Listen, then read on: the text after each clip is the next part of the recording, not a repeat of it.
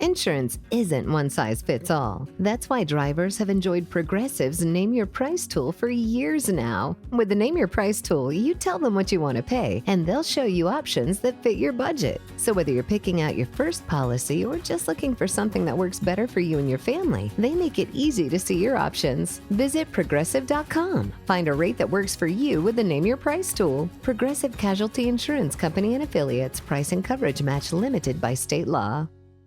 Matt Money Smith here from Believe in Chargers. Let's talk about Gusto. I appreciate you small business owners. You're the heartbeat of America, but at times, time can get away from you. Let Gusto take care of how your business operates. Automate your payroll. Get some HR with Gusto. It is the fastest way to cut friction so you can focus on what moves the needle and leads to success. So how does Gusto do it? Gusto is online payroll and benefits software built for small businesses. It is all in one, remote friendly, and incredibly easy to use so you can pay higher, onboard, and support your team from anywhere. They're ranked number one on G2's highest satisfaction products list for 2026, and you'll be joining 400,000 small businesses that use Gusto. It is simple. It is quick to switch to Gusto. Just transfer your existing data to get up and running fast. Plus, don't pay a cent until you run your first payroll. So try Gusto today at gusto.com/believe. That's GUSTO.com/believe, BLEAV. And you're going to get 3 months free when you run your first payroll. Again, that is 3 months of free payroll at gusto.com/believe. Again, one more time, gusto.com/believe. Jane is a small business owner. Tell them what that's like, Jane. Yeah, well, it's like a roller coaster with a lot of ups and downs, and some days things can feel like they're flying off the rails. Yep, it's a lot. But the Total Solutions Advantage only from Comcast Business can help you manage it all. With the largest, fastest fiber-powered network designed for 100% reliability with business internet and wireless connect. Nice, so everything stays on track. Exactly. No one does business like Comcast Business. Limited time offer. Restrictions apply. Call for details. Hello, everyone, and welcome to Kilowatt, a podcast about electric vehicles, renewable energy, autonomous driving, and much, much more. My name is Bodie, and I am your host. And on today's episode, we have an interview with Shaun Howarth. Shaun has been on the podcast before, and Shaun, I'm going to be honest right now. I think I'm pronouncing your name wrong, and I think I pronounced your name wrong the first time you were on the show. So, let me know if I pronounced it wrong. I went back to listen, and I don't think I pronounced it right the first time. So anyway, Shaun, if I need to correct it, please let me know. Anyway, Shaun comes on to have a chat with us, and we talk a little bit about electric bikes. Well, actually, we talk quite a bit about electric bikes. Shaun just became a distributor for a franchisee, I guess. Maybe it would be a better way to put it, for MeloYelo electric bikes. And I want to be 100% clear, no money exchanged hands in this. Shaun has been a listener to the show for quite a while, a great member of the community, and I jumped at a chance just to have a conversation with him, just to have a chat. So while we'll talk quite a bit about MeloYelo, the company, and what Shaun's doing, we also talk just as much about little tips and tricks, especially when you're looking to buy an electric bike. And, again, in no way, shape, or form was this episode sponsored by the company. But also, if you're interested and you live in an area that is serviced by MeloYelo, go check them out. Please. And if you live in Shaun's area, he'll take you for a bike ride for free. You'll get a chance to demo the bike for free, and you get to go on a little bike trip with Shaun. So anyway, I'll put all the links in the show notes. Before we get to the interview, though, I do want to let you know I was on the Car Stuff podcast today, which today's the 13th of November, or of July, November, geez. Tom and Jill and the team are going to release my episode tomorrow, July 14th. So if you're listening to this on the 13th, go subscribe to the Car Stuff podcast. And if you're listening to it on the 14th, go and listen and subscribe to the Car Stuff Podcast. It was a lot of fun. All right. Having said all that, let's go ahead and welcome Sean to the show. Thank you very much. Good to be here. I should say welcome back, Sean, because you've been on before. Today we're going to talk it's going to be a little bit different conversation because when you came on before, we talked a little bit about your solar panels. You live in New Zealand. We should start off. That's where your accent is from. Yeah. So you had a Model 3, right, in New Zealand? That's correct. Yep. Still got it. Oh, nice. And you put some solar panels on, and we talked about that whole experience. Today we're going to talk about something a little different. We're going to talk about electric bikes. And we haven't really spent a lot of time talking about electric bikes on this show, mostly because I don't have one, nor do I have much experience with them. Other than a friend of mine bought her husband a rad bike, which is electric, a lot of fun. She had me and another guy build it for him for Father's Day or something like that. And we had a blast just playing around on that thing once we had it built. But that's my only experience with electric bikes. So you have a new business in New Zealand. Why don't you tell us a little bit about it? I trained as a bicycle mechanic, just a regular bicycle mechanic, probably, that was a few years ago. And I worked in a bicycle shop for a while there, constructing, putting together, assembling a few bikes.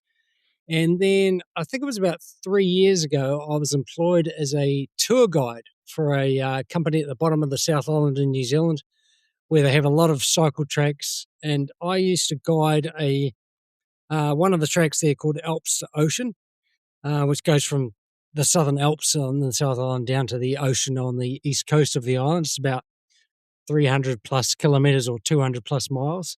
And it's like a 5-day trip. And we had electric bikes there. So I used to service those. And that was my first introduction to actually riding electric bikes and actually servicing them. And about the end of last year, there was an opportunity for me to buy into a franchise of a New Zealand bike manufacturer called MeloYelo. Sorry, I'll put a claimless plug out there for them. MeloYelo New Zealand, which designs bikes. They are made in China, as a lot of things are these days. But we have a free trade agreement with China, so we don't have to pay tariffs. So there's a little bit of a bonus there. And they get shipped over to New Zealand. Of course, we have distribution. I'm an agent for the very bottom of the South Island and Central Otago, but they have agents all around the country. And one of the good things about me servicing bikes is that they have a complimentary service after 6 months or 500 Ks, 300 miles. And then you service them a year after that and the year after that. And you get extended warranties if you keep up all the servicing requirements and that sort of thing. So that's pretty much how I'm involved. I'm involved as both a service provider and I sell the bikes as well. Nice. And we were talking a little bit before we started recording about the bikes themselves. And, first we should say MeloYelo is MeloYelo. Like the song of the 60s, I do believe. Right. I don't know if that's how they spelled it in the 60s, but that song. Okay. But that's right, Slick, is what I meant to say. But, I mean, they have these cool bikes, but one of the things you're saying is, like, they're pretty easy to get on and off of in nearly every case. I only see one bike that might be a challenge. The other ones seem like they're stepped through. Yeah. So tell us a little bit about the bikes. You have commuter, mountain bikes, and city bikes. We pretty much have 3 bikes. I'll go through the names as well. The first one is called the Town and Trail, which has a hub motor. Not all the other bikes have mid motors, which is where the where the cranks are, where the pedals join on in the main axle section at the front. But the first bike has the motor in the rear wheel hub, and there are benefits to that, and there are pros and cons to it. One of the benefits is that the power goes straight from the motor to the wheel. It's because it's in the wheel. Whereas the other ones, the power goes through the chain to the rear wheel. So there are benefits in that it takes a longer time to wear out your chain because the power's not getting transferred through that. And the motors, believe it or not, are a little bit cheaper. So those bikes, the Town and Trail, which is our entry-level bike, is a little bit cheaper than the rest because of that particular type of motor. And that we had a big promotion on that a few months ago because, of course, the oil crisis is all around the world. So there was a big promotion for, like, especially in cities, for people just ditch your car and take a bike that you can plug in, and it costs you almost nothing to get to work. So there was a promotion for that. Then our next bike up is the one that has the motor in where the pedal sort of hub is. And that's, again, the good thing about these bikes is they come with all the extras that you sometimes have to pay with for other bikes. Like they come with mud guards, they come with obviously bells and lights. The lights all come with them. And the ones that we have now, the throttle works from 0. So if you're in possibly the wrong gear to start with and it's a bit too much to get going, you can push the throttle and it takes you off the line. Originally, the original bikes, you used to have to get up to like 4 miles per hour or 6 kilometers before the throttle would actually give you a boost. But these ones, you can go from 0 pretty much to start you off. And then, of course, you have the regular gears as well. They're all the first edition has an 8-speed, and the ones above that are 10 speeds. Then what's it? Yeah. So that's the second one. The third one is called the Super Light, and it has a lighter weight aluminum frame, and it has a few, like all the other bikes have adjustable stems. So if people want to sit up a bit more, like part of the setup of the bike, we can adjust the stem so you have more of a sitting up position rather than a leaning over position. And the Super Light, just to cut down on weight, because some people have to lift their bikes onto their, when they transport them on the bike racks. So, and we all know that electric bikes are quite heavy because of the batteries. So you can take the battery out, and this bike is a lot lighter. And then the last one has a full suspension. So they all have front suspension, but our top model has rear and front suspension. So, and air suspension as well. So, yeah. So they go from entry level up to everything you possibly imagine. Yeah. Now, I mean, to be clear, this is not an advertisement for MeloYelo. No. I'm not being paid for this. No. Sean has been listening to the show for a long time, and I enjoy chatting with him. But with that, I'm 51, almost 52. I'm quickly getting into the age of I can still bike just fine. But at some point in time, my knees, which ache every single time I walk up my stairs, it's going to be more and more difficult to get around. What are some of the advantages of electric bikes, not only for elderly like myself, but other folks as well who are out there who still want to get around? Well, the thing is, it doesn't matter what. If you find biking a little bit more strenuous, the good thing about all electric bikes, not just the ones that I sell, but all electric bikes have different levels of assistance. So I see them, even when I was working for a tour company, they are very much a leveler. So it really doesn't matter who you're biking with. You can keep up with them. You can if people are riding off into the distance because you can't keep up to them, the good thing about an electric bike is that with the assistances, it makes it more of a level playing field. So if you're a grandparent, you get to cycle with your grandkids and things like that. So as I said, it's a great leveler. So it makes the activity, you're able to keep up with everyone. And yeah. When I was in Nevada, we all went mountain biking in Tahoe once. Yeah.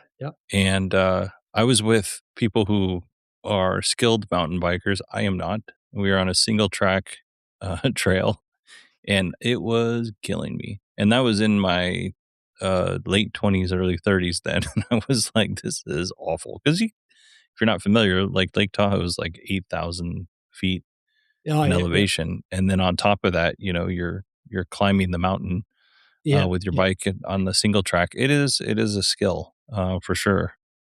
Uh, it ate my lunch. And yeah. uh, firefighters will definitely give you a hard time if you ride an electric bike with that. But Oh, on the yeah, other side, when we're all said and done, and I can walk 3 days later, I'll take being made fun of a little bit. yeah. A lot. But the tour company I used to work for, they had just regular bikes and electric bikes, and quite often, people would request, "Oh, I want a regular bike," and they'd always get called up by the manager saying, "Are you sure you want a regular bike? I mean, there's no extra cost or anything for an e-bike."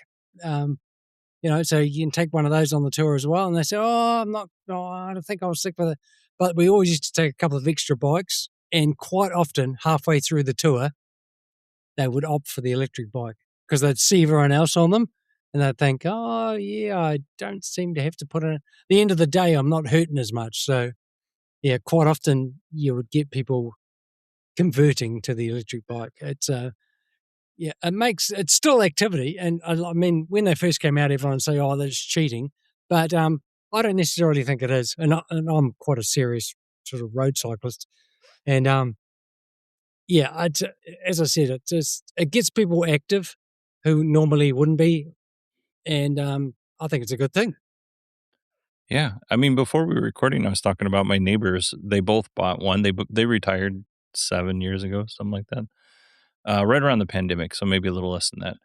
But they retired. They have two e-bikes. They cruise around the neighborhood. They're, I don't know, in their late 60s, early 70s. They are definitely not um, challenged mobility wise, but when they go up to their mountain house, it's a little bit more of a challenge, and they still want to be able to be active up there. So they definitely use the assist more when they're up there. And here it's just like there's a couple of places to eat outside the neighborhood and whatever. They'll just take a ride Yeah, down and have some dinner and come back. yeah, yeah, yeah. Just like sometimes people are not like a lot of people that I deal with haven't ridden bikes for like 30 years or something like that, and they get on them and like every time they get off, like I've got a few trails around where I live, and if people have come to me to test ride the bikes, then I have a special trail that we do up a little bit of an incline and all that sort of thing, and they're always amazed by just the effortless way that they can get around um, with the e-bike. They're still pedaling, of course, and all that sort of thing, but yeah, they don't find that they want to get back on it. They want to keep doing it. They don't feel like, oh, geez, I've got to go out on my e-bike or whatever. It's almost most people find them a pleasure to ride. Yeah. Yeah. And another trip that I was talked into when I lived in Nevada was biking around San Francisco. And that was fun. Oh yeah, Uh, yeah, yeah, yeah, but also, it was a unique challenge that I'd never experienced before.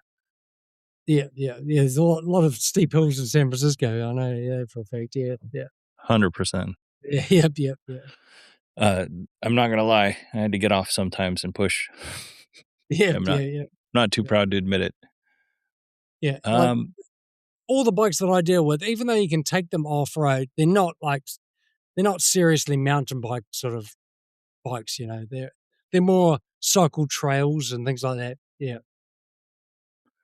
yeah, I mean, there's 100% more value in being able to get out, and even if you're still young and fit and being able to get out and feel motivated to get into nature, there's so much benefit into that.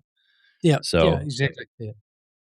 yeah, 100%. So you have this new business where you're, selling the bikes and maintaining them. You talked a little bit about you just recently got a new electric van. What'd you get? Oh yes. Yeah. Well, again, Chinese. Um, but there's a company called LDV. Um, Now I think in New Zealand they're called LDVs, and other countries they're called. Maxis in Europe and things like that. So it's one of those companies like GM's a prime example. Like it might be called a Buick in one country, it might be called something else in another country. So I have an LDV. It's like called an eDeliver 3, which is I'm trying to think what van you would compare it to in the US. It's like a small Ford Transit. Yeah, imagine the smallest Ford Transit commercial vehicle. The ones that have no windows. There's just like what we call back home a panel van. It's very commercial. It has a sliding door on the side, obviously to access. It has two big wide like barn doors on the back. And has a few tie downs in the back. I can fit 4 e-bikes in there, and I take them to different shows and all that sort of thing around the place. It's let me think. It's probably, I'm trying to think of kilowatt hours. I think it's a 52.5 kilowatt hour battery. Because New Zealand's a relatively small country, I don't find it a problem to charge it and drive any distances. We've got, I think this was on the interview you did the other day, we've got ChargeNet chargers, and now there's a few other ones that are popping up. I think BP does a few here. There's another company, it used to be called Shell, it's called Z now, which is a New Zealand company that BP obviously and Z also sell gasoline and diesel and all that thing, but they have a few electric chargers on their forecourts as well. So it's almost hard not to find a charger, to be honest, mate. But the thing is, once you're an electric vehicle driver, you see them everywhere. If you're not an electric vehicle driver, you probably don't know they're out there, if you know what I mean. Yeah. Mm-hmm. But there are chargers all over the place. And it only gets about, 220 kilometers, which is, 130 miles on a full charge. But, I mean, even though the 2 regions that I cover for that e-bike business, I just drive along. If I need to charge, I charge. If I can find a place, I've never been stranded. I've been stranded in a gas car more often than I've been stranded in an electric vehicle. But yeah, I don't find, after driving electric vehicles for I don't know how many years now, 5 years, I've never have a problem with running out of charge or anything like that. Yeah. Are you still, because before, I mean, obviously you the last time you come to the United States every summer, seems like. Yeah. Are you still traveling as much as you travel before? Because, I mean, you were all over the place because you were a teacher and you taught in a bunch of different schools. Are you still traveling that much? No. I've sort of based myself in New Zealand for 9 months of the year, and I'm usually here for three and a half. Yeah. So, but no. How do you get along around in New England? To be honest, I have a bicycle in New England, and I bike around a lot of places sometimes on my day off, around the lakes here and all that sort of thing. And other than that, I'm working, so I use the work vehicle. Nice. Yeah. So I've seen a lot of New England, but most of it's for the work that I do here. Yeah. I mean, that's not bad, to be retired and enjoy all the stuff that you're getting to enjoy. Yeah. Okay, so you heard recently David's episode. Do you have anything to add as far as what we covered in the New Zealand auto market when it comes to EVs? Actually, there was one thing he was talking about. I think he said he had a car called a Suzuki Vitara. Yes. Okay. I know what the US equivalent is. Do you remember years ago there was a thing called a Geo Tracker? Yeah. Yep, that's what it is. It's the same vehicle. Yeah. Yeah. I had a Crazy. captain that had before a tracker. I was talking about GM has different brands in different countries. It's the same thing. Suzuki Vitara. I think I remember seeing them on the road here years ago, and I thought that looks like a Suzuki Vitara. And that's pretty much, same sort of thing, a Geo Tracker. Huh. I'm pretty sure that's what it was anyway. Yeah. I mean, they look pretty close. Yeah. Do you have any other kind of like thoughts about, because, we got David's perspective on EVs. When I talked to you the last time, which I think was 2 years ago, seems like, Yeah, what about yeah. there wasn't quite as many options in New Zealand as far as EVs go. Is there anything that's catching your eye? No, well, there's a lot more vehicles now. I think he said he had a BYD Atto 3. He has a But C10, a Leap Motor C10. oh, so that's right. Sorry, Leap Motor. Yeah, that's right. Yeah. So they've just come in, and there's like quite a big selection now. A lot of them are Chinese vehicles. We still have the odd Volkswagen, and then of course Tesla's. There's quite a lot of those there, but yeah, I'd say like MG, another Chinese make. Yeah, Leap Motor has come through. BYD is I'd say quite big as well. And they have about, I know, 3 or 4 models, I think, that they sell in New Zealand. And of course, we do. Actually, I've seen advertisement on TV there for the Kias. Kia EV3, 5, 9, possibly. Yeah. Yeah. So, yeah, Hyundai and Kia are reasonably popular in New Zealand, I think, as well. So, Well, Sean, if you kind of had some tips to give to someone who's looking at buying an e-bike, what are some things that they should look out for? what I recommend is what you do is take one for a test ride. If you can, like if you go into a bike shop, they should let you go for a test ride. If they don't, go somewhere else. You should be able to get out onto the road and try them. And I'll tell you what, wear a helmet. That's one of the biggest. Oh, for sure. Yeah. I've come off bikes numerous times, and I've always thought, you should be able to put your hands down to stop the crash. But no, sometimes they happen so quickly that you don't want a head injury. No. Yeah, so I definitely recommend I recommend taking a couple for a test ride. Don't just take one and say, "Yep, that's for me." Take a couple for a test ride, and go in there with some thoughts of what you want. Because there are lots of different variations. There's like even for businesses, actually cargo bikes like your Uber Eats or whatever. I'm sure they might be getting into it quite recently if they're not into it already. Deliver. Do you have Deliveroo here? Maybe not. Maybe that's somewhere else.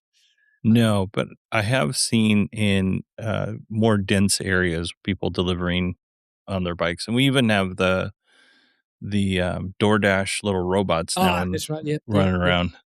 Yeah.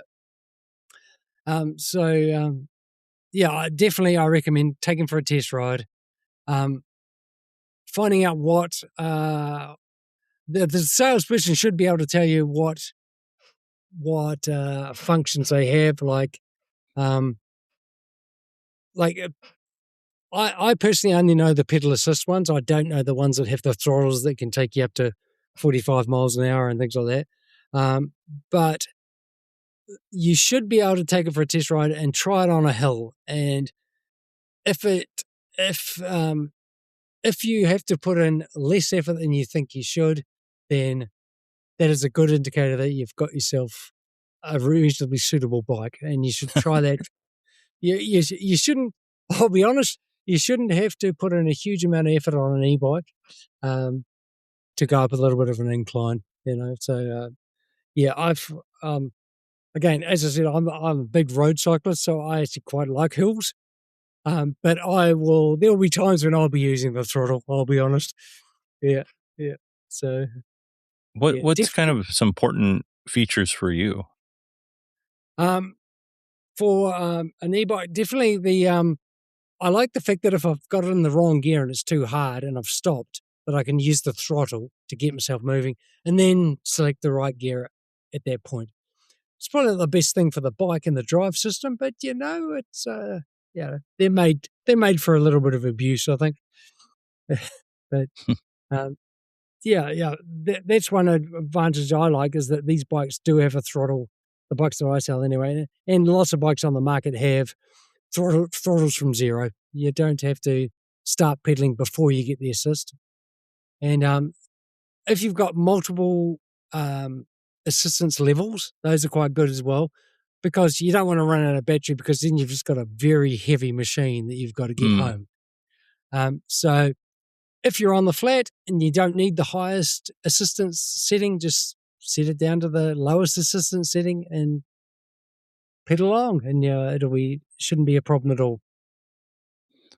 Well, awesome. How would people find out more of what you're doing, Sean? More of what I'm doing? Yes, sir. There's a wonderful website called MeloYelo.nz. And that will put you in contact with our main website. And if you happen to be in my area, I will get a contact and I will then call you up and arrange some test rides for you. What I do when the good thing about it at the moment, the reason why I'm in the US and I don't have to worry, I've got someone in New Zealand looking after it at the moment, but it's winter down there at the moment. So winter's not the best time for any sort of biking activity. People tend to think, it's cold outside, let's not venture out too much on the bicycle. But during the when I get back in like September until about May next year, if there's a request for a test ride, I pretty much go to them with the bikes, and then we get to go for a little test ride. I know a lot of areas where we can go into parks and do trails around the place, and you can have a good insight, test all the bikes that I've got available, and if they choose to purchase one, then fine. If they don't, the good thing about MeloYelo, the company, is we have like a no pressure, sort of attitude to our selling of the bikes. People can come along, people can test drive them, ask any questions. They can even go away. We actually recommend go away, test drive some others. We'll contact you in a week and a half, 2 weeks, see what the story is. If you want another test ride, come back and we'll sort it out. So it's a very no pressure sort of company that we've got going in New Zealand. So people seem to be quite happy with it. We always have good feedback from our customers and people that have come for test rides. Nice, and it's a good way to go on a nice guided trip. Yeah. Exactly. People, sometimes I take them out there, especially people who are new back to riding. Like I take them around some quiet areas so there isn't traffic flying by you at high speed limits and things like that. And we just chat as we go along, and any questions they have, and I get them to go through all the different functions that the bikes have, and so they get quite comfortable with that, so they know everything that the bike has to offer. And the test rides are a big. I mean, some of these bikes, like I have a bike shop where I bought my kids' bikes from. Like I got my bike from a cheap sporting goods store, but my kids' bikes, my wife's bikes are Treks. Oh, yeah, and some of their Treks electric bikes are $20,000. I've gone into shops before and I've seen there $24,000. This is New Zealand dollars. $24,000 for a bike. Now, I would find that hard to justify. I've just bought a $24,000 bike. It's like, oof, Yeah. But people buy them. It's quite surprising, but yeah. But even at $5,000, it's a used car in a lot of places. Exactly. So you should be able to test drive it. Yeah, exactly. Yeah, exactly. Yeah. All right, Sean. Well, thank you so much for coming on and sharing with us, and it was a good chat and nice catching up. Yeah. No problem. No problem at all. This episode is brought to you by Progressive Insurance. Do you ever think about switching insurance companies to see if you could save some cash? Progressive makes it easy. Just drop in some details about yourself and see if you're eligible to save money when you bundle your home and auto policies. The process only takes minutes, and it could mean hundreds more in your pocket. Visit Progressive.com after this episode to see if you could save. Progressive Casualty Insurance Company and Affiliates. Potential savings will vary. Not available in all states. Running a small business means you have to do it all. The Total Solutions Advantage only from Comcast Business can help keep everything on track with reliability, security, and savings all in one. No one does business like Comcast Business. Switch to Comcast Business and get started for just $60 a month for 12 months when you add wireless connect to a qualifying internet package. Don't wait. Call today. Limited time offer. Call for details. There's a fire inside you can't ignore. Stand still? Not a chance. You're a lifelong learner who's come this far. Now, we're here to help you keep going further. Capella University. What can't you do? Visit capella.edu to learn more. Forget whatever plans you have this weekend because you're staying at home and playing on SpinQuest. And there's never been a better time to sign up than right now. New users get $30 coin packs for just $10. All the table games you love with hundreds of slot games and real cash prizes. That's at spinquest.com. SPINQUEST.com. SpinQuest is a free-to-play social casino. Void where prohibited. Visit spinquest.com for more details. All right. I want to give a big, humongous thank you to Shaun. I always love getting a chance to chat with him. He's led really a cool life, does lots of cool things. Go to the link in the show notes to find out more about, how to get in touch with a MeloYelo representative. And yeah, I don't know. I once or twice a year, I get a chance to, chat with him over email. And one of the best things about doing this podcast is meeting cool people like Shaun. So anyway, I feel blessed for a lot of different reasons.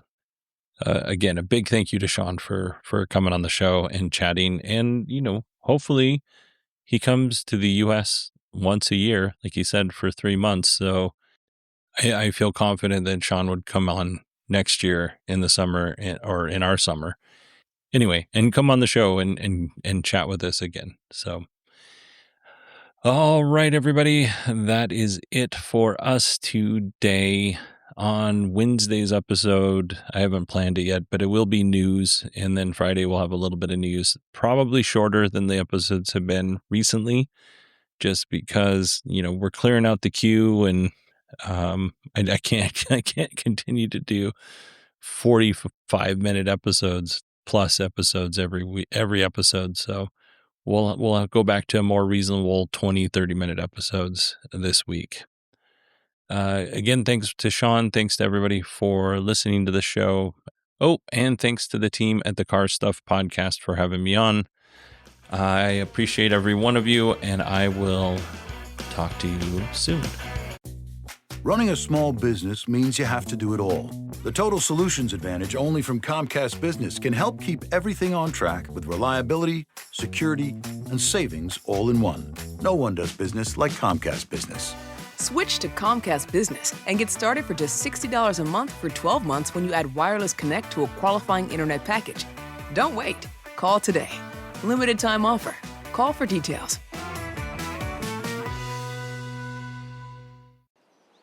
Forget whatever plans you have this weekend because you're staying at home and playing on SpinQuest. And there's never been a better time to sign up than right now. New users get $30 coin packs for just $10. All the table games you love with hundreds of slot games and real cash prizes. That's at spinquest.com. SPINQUEST.com.